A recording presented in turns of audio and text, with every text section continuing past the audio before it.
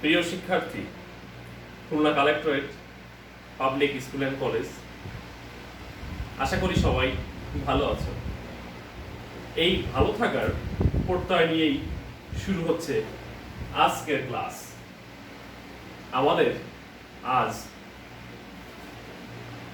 পাঠ শিরোনাম, আলোচনার বিষয়বস্তু প্যারাগ্রাফ রাইটিং।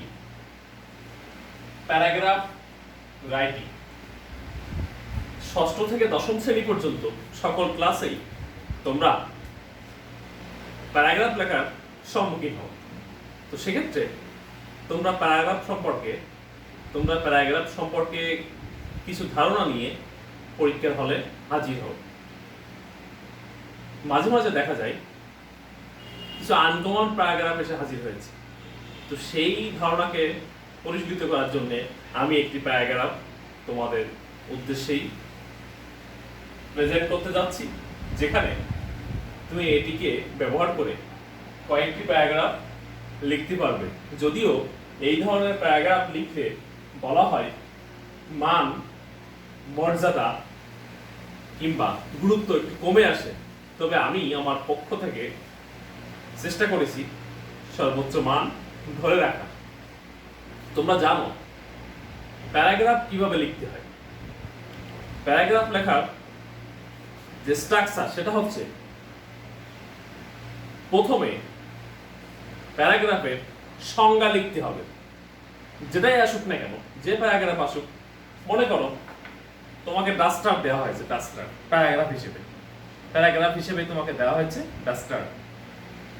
প্রথমে এটাই সংজ্ঞা লিখতে হবে এবং তারপর সংজ্ঞার আলোকে আরো 3টা বাক্য, সংজ্ঞার আলোকে। তারপর এই বিষয়টির ভালো মন্দ গুরুত্ব বিবেচনা করে 5টি বাক্য। তাহলে বাক্য হয়েছে কয়টা? প্রথম একটা, পরে 3টা, তারপরে 5টা, 9টা বাক্য। এবং শেষে সংজ্ঞার আলোকে 3টা বাক্য লিখতে হবে আবারও আপনাকে, যেটা হচ্ছে ওর কনক্লুশন হবে, ওটা কেন কাজে লাগে, কি হচ্ছে না হচ্ছে। তাহলে এই 12টি বাক্য দিয়ে আপনার প্যারাগ্রাফটি সর্বোচ্চ 130 থেকে 40 ওয়ার্ড ক্যারি করবে। সেটা একটি মানসম্মত প্যারাগ্রাফ হবে। যেমন ডাস্টার পড়লে সংজ্ঞা হিসেবে তুমি লিখতে পারবে, duster is an educational element which is used to erase the whiteboard or blackboard. Erase whiteboard or blackboard. কি বলতে পারো? Duster is an educational element. Duster is an educational element which is used to erase whiteboard or blackboard. এটা সংজ্ঞা। এবার সংজ্ঞার আলোকে 3টা বাক্য, সংজ্ঞার আলোকে 3টা বাক্য। সেক্ষেত্রে ওই সংজ্ঞার মধ্যে যে শব্দগুলো ব্যবহার করেছে, যেমন হোয়াইট বোর্ড, ব্ল্যাক বোর্ড শব্দ আছে, ওই শব্দ থেকে তুমি তো জানো বাক্য রচনা, ছোট বয়সে ছোট ক্লাসে বাক্য রচনা করতে শিখেছো। হোয়াইট বোর্ড দিয়ে একটা বাক্য রচনা করে লিখে দিবি, ব্ল্যাক বোর্ড দিয়ে। যে ব্ল্যাক বোর্ড সাধারণত বুঝতে ব্যবহার করা হয়, হোয়াইট বোর্ডে ব্যবহার করা হয়। ওখানে আরো বলা হয়েছিল কি, এডুকেশনাল এলিমেন্ট, শিক্ষা উপকরণ। শিক্ষা উপকরণটা কি তা নিয়ে একটা বাক্য রচনা করতে হবে। শিক্ষা হিসেবে অনেক উপকরণ আছে, তার মধ্যে একটা অন্যতম। শিক্ষা হিসেবে অনেক উপকরণ আছে। There are many elements of education, it is one of them. এরকম ধরনের বাক্য, ওই শব্দ থেকে বাক্য রচনা করে 3টা বাক্য লিখতে হবে। তাহলে প্যারাগ্রাফের যে মূল মন্ত্র, প্রথমেই সংজ্ঞা, তারপর সংজ্ঞার আলোকে 3টা বাক্য, তারপরে ভালো মন্দ বিষয় নিয়ে 5টি বাক্য, কনক্লুশনে এসে 3টা বাক্য সংজ্ঞার উপরে ভিত্তি করে। এইটা হচ্ছে প্যারাগ্রাফের স্ট্রাকচার। আমি পরে দেখাবো। যাই হোক, আমি এখানে যেটা তোমাদের দেখাতে গিয়েছিলাম সেটা হচ্ছে, এখানে দেখো আর্লি রাইজিং। আচ্ছা, দেখতে পাচ্ছ? তোমরা এটা দেখতে পাচ্ছ? Early rising, cleanliness, discipline, education, punctuality, self-reliance, patriotism, self-help, value of time, perseverance, honesty, labor, truthfulness, good habits, kindness, charity. এই ব্যতীত আরো কিছু প্যারাগ্রাফ আছে যেগুলো যেগুলো ভালো বিষয়ের উপরে ভিত্তি করে। এখানে লেখা আছে paragraph writing on good sides, ভালো বিষয়গুলো। তবে সবগুলোকে এর মধ্যে আনা যাবে না। আমি প্রথমে লিখছি which things assist us, সংজ্ঞা হিসেবে এই ব্যাপারটা লিখছি। which things, যে জিনিসগুলো অ্যাসিস্ট, সাহায্য করে আমাদের টু গেট, পেতে, বেটার পজিশন, ভালো অবস্থান পেতে সাহায্য করে ইন দিস মান্ডেন ওয়ার্ল্ড, এই পার্থিব জগতে, এই পৃথিবীতে। Dash is on of them, এটা এখান থেকে একটা এখানে সেট করতে পারবে। Dash is on of them, it is the more valuable and powerful element. It is the more valuable, এটা হয় অধিক মূল্যবান এবং শক্তিশালী উপাদান অফ সাকসেস, সফলতার অধিক মূল্যবান এবং শক্তিশালী উপকরণ। It brings peace and confidence,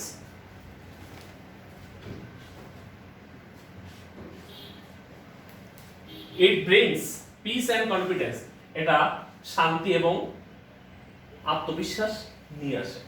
it plays a vital role, it plays a vital role, এটা প্লে শব্দের অর্থ এখানে অবদান রাখে। এ ভাইটাল রোল, একটা গুরুত্বপূর্ণ অবদান। ইন শাইনিং লাইট, জীবনকে শাইনিং অর্থাৎ উজ্জ্বল করা, জীবনকে সফল করার জন্য একটা গুরুত্বপূর্ণ অবদান রাখে। It is a great versa in human quality, এটা মানব জীবনের একটা, it is a great versa, মহৎ গুণ, ইন হিউম্যান কোয়ালিটি, মানব গুণের একটা মহৎ গুণ এটা। ইট হেল্পস আস, এটা সাহায্য করে আমাদের in all spares of life, এটা জীবনের সকল ক্ষেত্রে, স্পেয়ারস অর্থের ক্ষেত্রে, স্পেয়ার শব্দের অর্থ ক্ষেত্র, এটা সাহায্য করে আমাদের জীবনের সকল ক্ষেত্রে।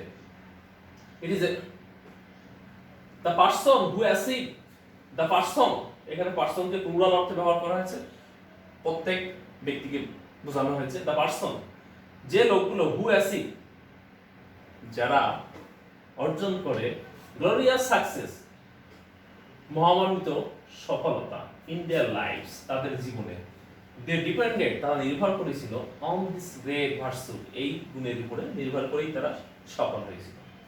দো, যদিও it is a mental faculty, যদিও এটা একটা মনস্তাত্ত্বিক বিষয়, অ্যান্ড অ্যান ইনভিজিবল কোয়ালিটি, এটা একটা অদৃশ্য গুণ।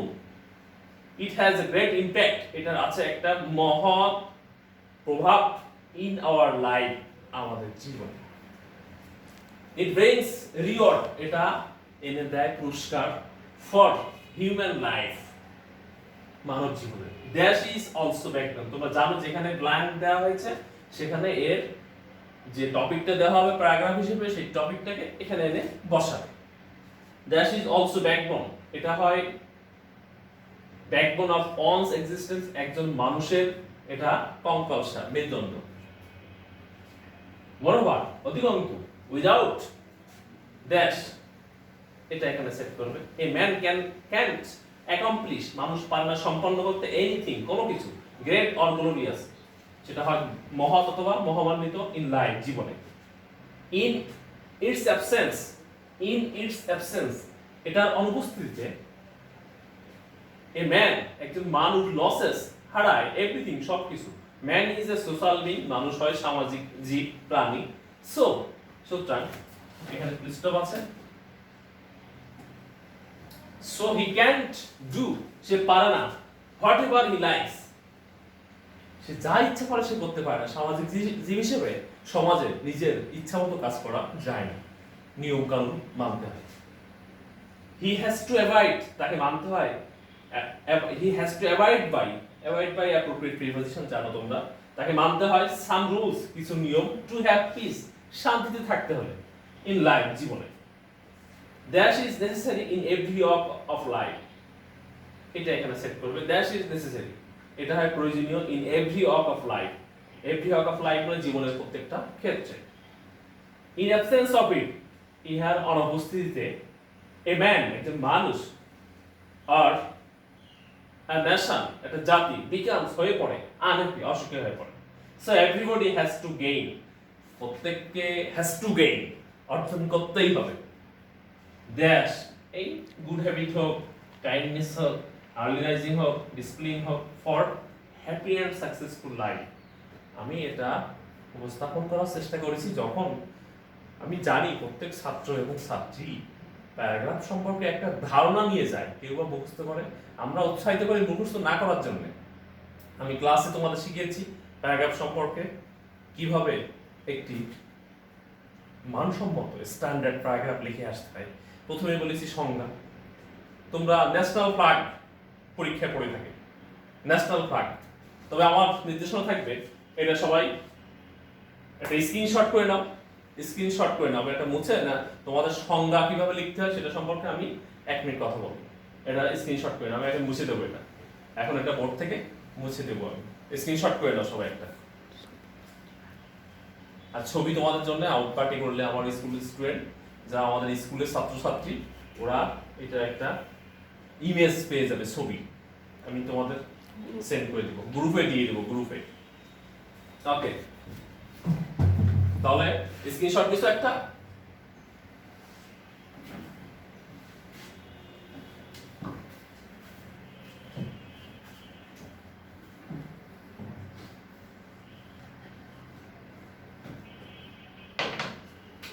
ন্যাশনাল ফ্ল্যাগ,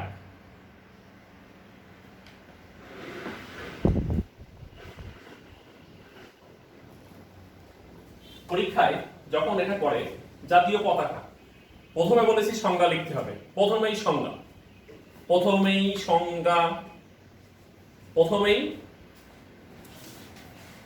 আমি আবারও বলছি, প্রথমেই সংজ্ঞা, তারপর সংজ্ঞার আলোকে 3টা বাক্য, সংজ্ঞার আলোকে 3টা বাক্য, তারপরে ওই বিষয়টির ভালো মন্দ এবং গুরুত্ব বিবেচনা করে 5টি বাক্য, এবং শেষে সংজ্ঞার আলোকে উপসংহার হিসেবে মন্তব্যে 3টা বাক্য, 11টি বাক্য, 12টি বাক্য হয়েছে। প্রথম একটা, পরে 3টা, 4টা, পরে 5টা, 9টা, পরে 3টা, 12টা। এই 12টি বাক্য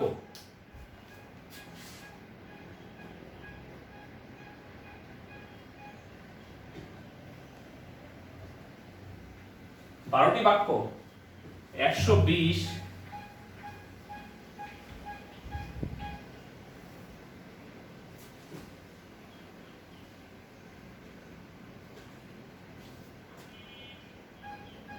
ওয়ার্ডস, 120 থেকে 130 ওয়ার্ডস সম্পন্ন হয়, ক্যারি করে। সেক্ষেত্রে প্যারাগ্রাফ একটি 10 মার্কসের যে প্যারাগ্রাফ, সেক্ষেত্রে 130 ওয়ার্ড সম্বলিত একটি প্যারাগ্রাফ হলে মান ধরে রাখতে সক্ষম হয়। তবে আমার নির্দেশনা অনুযায়ী প্রথমেই সংজ্ঞা লিখতে হবে। প্রথমে এখানে এটা সংজ্ঞা, এটা হচ্ছে সংজ্ঞা, এটি সংজ্ঞা। যেমন ন্যাশনাল ফ্ল্যাগের সংজ্ঞা হিসেবে প্রত্যেক বইতে যেখান থেকে তোমরা পড়ে থাকো লেখা আছে national flag is the symbol of independence, national flag is a symbol of independence, এগুলো বলা আছে। আমি বলবো প্রথমে সংজ্ঞা হিসেবে থাকবে ওইটা কি জিনিস, কি করে, সেটা তুমি নিজের মতো করে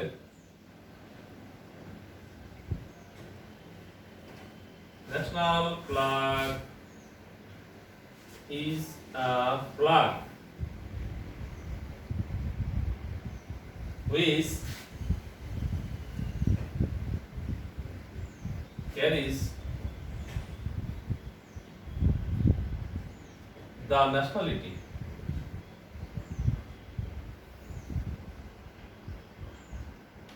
of any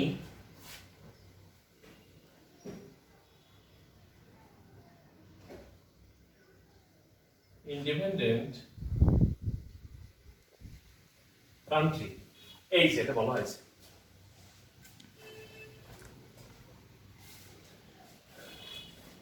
সংজ্ঞা হিসেবে আমি লিখছি কি, সংজ্ঞাটা সবসময় নিজের থেকে সাবলীল ভাষায়, এমন নয় যে সংজ্ঞার মধ্যে অনেক কঠিন শব্দ, অনেক কঠিন ফ্রেজ ইউজ করে আমি লিখেছি, সেটা দুর্বোধ্য হয়ে যায় এবং কখনোই কঠিন বাক্য পৃথিবীতে সব থেকে সরল বাক্যের সম্মান বেশি সিম্পল সেন্টেন্সের। এই জন্যে বাক্যের মধ্যে সাবলীল ভাষায় সহজে উপস্থাপন করার সর্বোচ্চ চেষ্টা করবেন, সেটি ভালো মার্কস এনে দিবে। National flag is a flag, national flag একটি পতাকা যেটা হুইচ ক্যারিজ, যেটা বহন করে দ্য ন্যাশনালিটি জাতীয়তা অফ এনি ইন্ডিপেন্ডেন্ট কান্ট্রি, যে কোনো স্বাধীন দেশের জাতীয়তা বহন করে জাতীয় পতাকা। এবার এখানে দেখো এখানে ইউজ করা হয়েছে কি, ন্যাশনালিটি শব্দ আছে, ইন্ডিপেন্ডেন্ট আছে, এইসব শব্দ দিয়ে বাক্য রচনা করবে। ন্যাশনালিটি কি, জাতীয়তা কি, প্রত্যেক দেশের জাতীয়তা আছে, সেটা কি জিনিস, ইন্ডিপেন্ডেন্ট স্বাধীন মানে কি, ইন্ডিপেন্ডেন্ট স্বাধীনতা কি জিনিস, এটা অর্জন করতে হয়, এইসব দিয়ে বাক্য রচনা করবে। যে আমরা আমাদের স্বাধীনতা 1971 সালে অর্জন করেছিলাম রক্তক্ষয়ী যুদ্ধের মধ্য দিয়ে, এটা একটা বাক্য রচনা করবে তুমি। আচ্ছা, ন্যাশনালিটি জাতীয়তা কি, আমরা আমাদের বাঙালি হিসেবে আমাদের একটা জাতীয়তা আছে, we have a nationality as a Bengali nation, বাক্য রচনা এটা দিয়ে। আচ্ছা, আর কি শব্দ আছে, কান্ট্রি, কান্ট্রি শব্দ আছে এখানে, দেশ, পৃথিবীতে অনেক দেশ আছে, there are many countries in this world, there are many countries in this world. এই একটা বাক্য, তিনটা বাক্য হয়ে যাচ্ছে। ন্যাশনালিটি দিয়ে একটা বাক্য, যে বাঙালি হিসেবে আমাদের জাতীয়তা আছে। ইন্ডিপেন্ডেন্ট, আমরা স্বাধীনতা অর্জন করেছি 1971 সালে রক্তক্ষয়ী যুদ্ধের মধ্য দিয়ে, বলতে পারবে। কান্ট্রি, এই বিশ্ব ব্রহ্মাণ্ডে, এই পৃথিবীতে অনেকগুলো দেশ আছে, বাংলাদেশ একটি। এর উপর ভিত্তি করে কয়টা বাক্য হয়ে গেল, তিনটা। এইবার তিনটা বাক্য হয়ে গেল, তাহলে এটার উপর ভিত্তি করে আরো তিনটা হয়ে গেল। প্রথমে একটা লিখলাম, আরো তিনটা হয়ে গেল। এবার চারটা বাক্য, তিনটা হয়ে গেল, এবার কয়টা, পাঁচটি। ন্যাশনালিটি কি, ন্যাশনাল ফ্ল্যাগ, যেহেতু ন্যাশনাল ফ্ল্যাগটা এর বর্ণনা এবার দেবে এখানে। ন্যাশনাল ফ্ল্যাগটা আমাদের থাকা খুবই জরুরি। এটা কি জিনিস, এটা দেখতে কেমন, দেখতে গোলাকার, রেক্ট্যাঙ্গুলার না ওভাল আকৃতি, ওভাল স্ট্রাকচার, সেগুলো লিখবে। এটি প্রথম কোথায় উত্তোলন করা হয়, এটি আমাদের কোন ধরনের স্বাধীনতার জন্য ব্যবহার করা হয়েছিল, এই ধরনের কথা এখানে কিছু সহজ বাক্যে লিখবে। সহজ বাক্যে কিছু কথা লিখবে, পাঁচটি কথা। এটা না থাকলে বা কি হতো, আমরা স্বাধীন না হলে পতাকা পেতাম না। পাঁচটি কথা। তারপরে যে আরো তিনটা কথা, তিনটা বাক্য, কিসের উপর ভিত্তি করে, সংজ্ঞার উপরে ভিত্তি করে। এখানে ন্যাশনালিটি আছে, এখানে কান্ট্রি আছে, এখানে ইন্ডিপেন্ডেন্ট আছে। এইটা সংজ্ঞায় যে কথা লিখেছিল সে কথা নয়, কিন্তু এইটা বিবেচ্য দিক, অর্থাৎ জাতীয় পতাকাটা না থাকলে কি হতো, এটা থাকাতে আমাদের কি হয়েছে, এটা গুরুত্ব কতখানি, এই ধরনের কথা। তাহলে প্যারাগ্রাফ সম্পর্কে পরিশীলিত ধারণা এটাই। তোমাদের অনেক সময় পড়ে থাকে পরীক্ষা আসে প্যারাগ্রাফ হিসেবে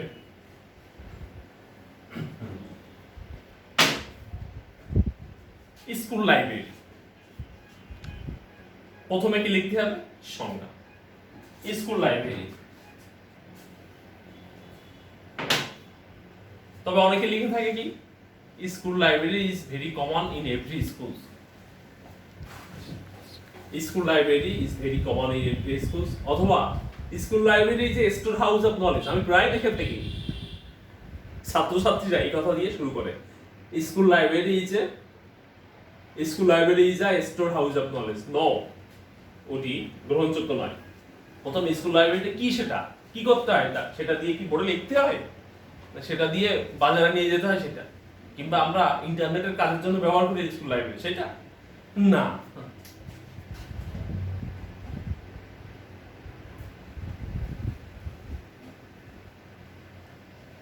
school library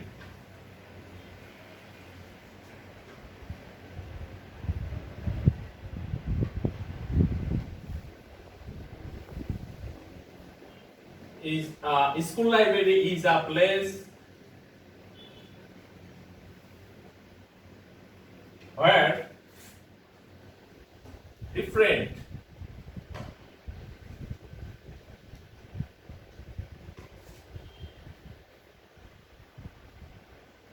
kinds of book are kept বা ডিফারেন্ট কাইন্ডস স্কুল লাইব্রেরি দেখি যেখানে লাইব্রেরিতে অনেকগুলো বই রাখা থাকে কাদের জন্য ছাত্রছাত্রী অথবা শিক্ষকদের ছাত্রছাত্রী এবং শিক্ষকদের পড়ার জন্য are kept for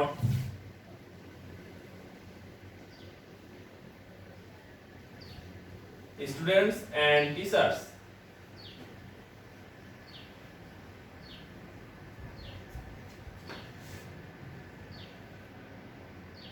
to read এইটা আমি জানি তোমরা এই ধরনের বাক্য লিখতে একটু দ্রুহ মনে হবে তবে নিজের থেকে যে বাক্য পারবে সেটা প্র্যাকটিস করতে থাকবে প্র্যাকটিস করা শুরু করবে দেখবে একটি সময় আসবে এক সময় আসবে যখন তোমার পক্ষে সম্ভব এই সংজ্ঞা লেখা স্কুল লাইব্রেরি হয় একটা জায়গা যেখানে বিভিন্ন ধরনের বই এই বইয়ের বিভিন্ন প্রকার আর কে রাখা হয় ফর স্টুডেন্টস এন্ড টিচার্স ছাত্রছাত্রী এবং শিক্ষকদের জন্য টু রিড পড়ার জন্য এখানে রাখা হয় টু রিড বা ফর রিডিং এই যে সংজ্ঞা লিখেছেন এবার সংজ্ঞার উপরে ভিত্তি করে দেখো অনেকগুলো শব্দ এখানে ইউজ করা হয়েছে যে এই বইয়ের বিভিন্ন প্রকার ডিফারেন্ট কাইন্ডস অফ বুকস একটা ডিফারেন্ট কাইন্ডস অফ বুকস আচ্ছা স্টুডেন্টস টিচার্স তুমি বিভিন্ন শব্দ দিতে পারো স্কুল লাইব্রেরি এই শব্দগুলো দিয়ে বাক্য রচনা করতে হবে তোমার বিভিন্ন ধরনের বই যে আমাদের অনেক প্রকার বই আছে যেগুলো এখানে থাকে অনেক প্রকার বই আছে যেগুলো এখানে আছে শিক্ষক ছাত্রছাত্রী নিয়ে একটা কথা বলবে যে ছাত্রছাত্রীরা এখানে আসতে স্বাচ্ছন্দ্য বোধ করে টিচার্স শিক্ষক মণ্ডলী শিক্ষার্থীদের এখানে আসার জন্য উৎসাহিত করে এই সমস্ত কথা তুমি বলবে কিংবা এইখানে তুমি হচ্ছে ডিফারেন্ট কাইন্ডস অফ বুকস তুমি ভিন্ন কথা বলতে পারো যে লাইব্রেরি হিসেবে অনেকগুলো বই থাকা খুবই জরুরি বইয়ের সকল ধরন থাকা খুবই জরুরি আচ্ছা স্টুডেন্টস লাইব্রেরির মূল প্রাণ লাইব্রেরির প্রাণ হচ্ছে শিক্ষার্থী না থাকলে সেই লাইব্রেরি পূর্ণাঙ্গ রূপ পায় না টিচারদের যথার্থ নির্দেশনার অভাবে লাইব্রেরি পূর্ণতা পায় না এ ধরনের বাক্য লিখতে পারবে যাই হোক আমার মূল কথা যেটা ছিল প্যারাগ্রাফ পড়লে প্রথমে সংজ্ঞা পড়ে সংজ্ঞার আলোকে 3টা বাক্য তারপর ভালো মন্দ বিষয় এবং গুরুত্ব বিবেচনা করে 5টি বাক্য শেষে উপসংহার হিসেবে 3টা বাক্য এটি একটি যথার্থ প্যারাগ্রাফ হিসেবে পরিগণিত হবে ধন্যবাদ আমি আশা করব প্যারাগ্রাফ সম্পর্কিত বিষয়টি তোমাদের মধ্যে যোগ হয়েছে এবং ইতিপূর্বে যে প্যারাগ্রাফটি দেখিয়েছিলাম যে বিষয়গুলো এখানে ছিল যেটা ব্যবহার করে কয়েকটি প্যারাগ্রাফের একটি সাম্যক ধারণা মোটামুটি ধারণা তোমরা দিয়ে আসতে পারবে খাতার উপরে ভালো থাকবে সবার সুস্থতা কামনা করে শেষ হচ্ছে আজকের ক্লাস আল্লাহ হাফেজ